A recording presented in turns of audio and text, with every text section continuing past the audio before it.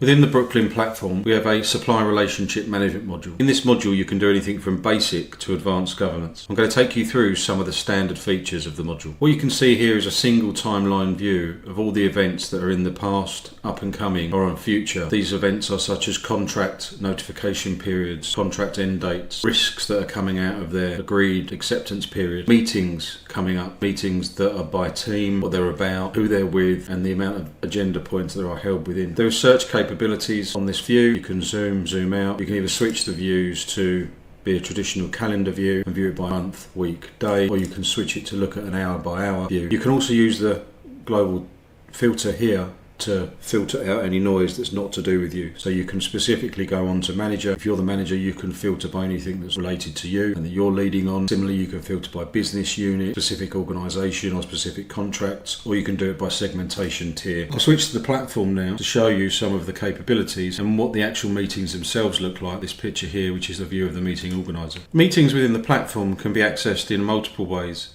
You can go to an organisation record and look at the meetings that are on that organisation, or similarly you can go to a contract record that is within or under that organisation and see all the meetings about the contract. In this case, I'm at a contract record. The organisation is called BitTech, and this is a consulting agreement contract for cost optimisation. You can see here all the meetings that have taken place historically. From this view, you can get a sense of what the title was about, when the meeting was held, or when it's up and coming in the future, who the organiser is, who chaired the meeting, and if the meeting's taken place, you can also get a view of a meeting summary that's AI generated. If we switch into this actual meeting, either by just previewing it, as you can do here, which previews the minutes that have been shared. As you can see, these are standard set of minutes with detailed instructions, or you could actually step into the meeting organiser itself. In this view, you can see how long the meeting was, the team that was meeting, who was required at the meeting, who was to be informed, what the objectives of the meeting were, the executive summary now it's taken place that is AI generated, as well as any of the attachments that there are. So there's a guide here, and the agenda items themselves. The agenda items can be accessed either with a simplistic view here, or you can go in it and cover more detail around what the actual agenda was about, including the attachments. When these agenda items were covered, it's possible to score how that was and how it went, which would then commit it to the performance scorecard over time against this category, which was relationship and communication. Adding meter agenda items are easy. You can click the button here, and from here you can simply select the category and the subcategory that you want to talk about that's mapped to your vendor catalogue and your vendor framework. Action items, if any action items are taken in the meeting, which can be represented here, so at any point you can kick off a process from a meeting, raise a risk if something untoward happens or comes to light in the meeting. You can create an action item, which if I'd have done so, you'd have seen an action item created down here. You can then either defer it or make it recurring, so you want to talk about it repetitively at each meeting where this group meets. Functions are standard, such as sharing agenda beforehand, previewing the agenda, and then once the meeting's been had, you can publish the minutes. And then that means you've got a record that's in audit quality artifact that can be inspected at a later date. Meetings we expect to be either ad hoc, or more commonly nowadays is they are governance driven based on tier and segmentation. What you can see here is a policy, which if I show you in the platform,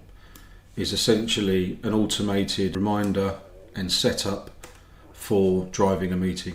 In this case, it's a quarterly governance meeting for Tier 1 contracts. You can see it's targeted at a specific team and board, specific hierarchy, in which case we said it was contracts, a description, when the policy started, any groups that it's part of, but then more importantly, the event details. So in this case, it's a review, and it's using a standard business review meeting template that will come with a set of agenda items recommended for you.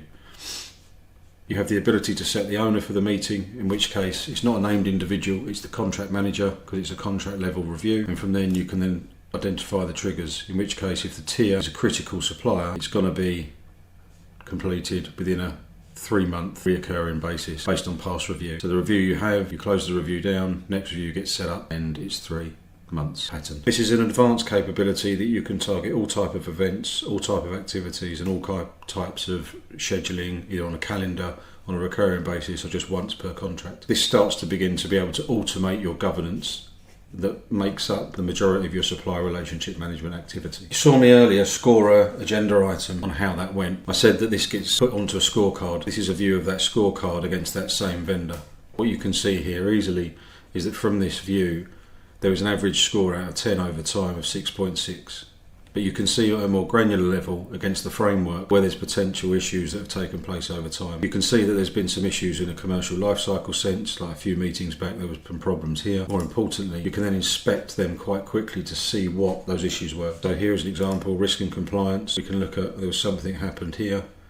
We had an individual that had met with the supplier and there wasn't any decent evidence of some business continuity and DR testing evidence not provided, which is a guideline for a PRA. This must be a financial services regulated business, and that was recorded as such. So you can easily see where there's problems on the relationship and what needs to be mitigated and by when. As part of the SRM module, there is also the ability to provide actions. You would have seen me talk about actions in the context of meetings, so that if something comes up in a meeting, you want to record the action, that becomes part of that meeting, but it's also part of a wider actions log, in which case you can go under, again, an organisation or a contract, and you can see all the actions and the status of them under this contract, whether they're open, closed, with these quick filter buttons here. You can also see the owner, etc. When you look at the actions module directly without being under an organisation or a contract and just look at the actions themselves, you can start to have these kind of capabilities whereby you can search for specific actions, you can download these into a CSV or an Excel format, you can look at including different columns in your report to create customised reports that you can save, but more importantly, you can then switch to an analytics view where you can easily sort of tailor the actions either by organisation or contract, by owner, by business unit, and you can start to get a real picture of what's open, what status of actions there are. All of these analytics are clickable, so you can click on the actual icons themselves and it will refactor based on the graphic that you click on. In this case I clicked on the ones that were overdue, it's showing me all the overdue, and equally I can go and click on these links here, it will take me directly to those actions. As part of Brooklyn's design, we aim to get it that you've got a 3-click principle from anywhere to get from the top of the analytics, so the dashboard as such, all the way into the data that then you can look at, read and get a more informed view. Within the platform there's advanced notifications, so if you're called out on an action, you're atted at all or something is due, you'll see this underneath the bell icon. You can see what it's about, when it's due, etc. By clicking on the box you will go directly to that action. Similarly, you can look at where my work is under my action, so you can get a very sort of personalised view without having the noise of looking at organisations or contracts. If I just wanted to come in one day and see what I had to do and what was on my agenda, I would go into this view here, which can be accessed currently by going to your profile, and you can begin to see your actions, what you're assigned, your profile, and you can start working through those various elements here.